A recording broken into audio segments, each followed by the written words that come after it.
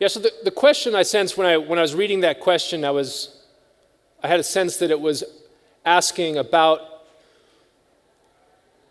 errors in the church and how those errors are corrected, but also about a specific tradition of the church. If there's one specific tradition of the church that somehow faithfully carries orthodoxy through history, so we can look and say, hey, that's the tradition that got it right.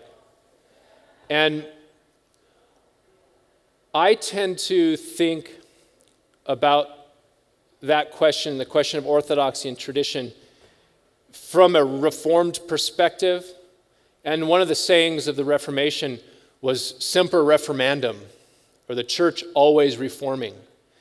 And so that's not to say that the Reformation got it right. It just means that there's something here within the church that drives us to constantly be checking our tradition, our teachings, our orthodoxy against the witness of Scripture, the witness of the especially early church, but also in prayerful conversation with God himself. And sometimes the tradition becomes the carrier of orthodoxy, and now we're just dealing with either Scripture or tradition and not with the living God who's at the center of the Christian faith. And so I would want to say the important thing in asking these questions of orthodoxy and the questions of tradition is, the important thing is to say, are we engaged with the living God who is at work in our midst? And that he's not held captive by any one singular tradition or trajectory, but he's much bigger than all of those. And we are just simply faithfully trying to seek out and follow him. And so there are things that the Orthodox tradition gets right and has a tremendous place within our tradition, the broad Christian tradition, to correct us.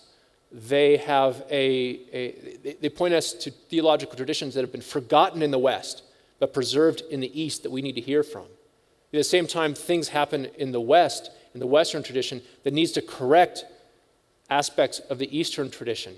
And the Reformed churches arose to correct traditions within mostly just the Western church, but some of those corrections are valid for the Eastern church.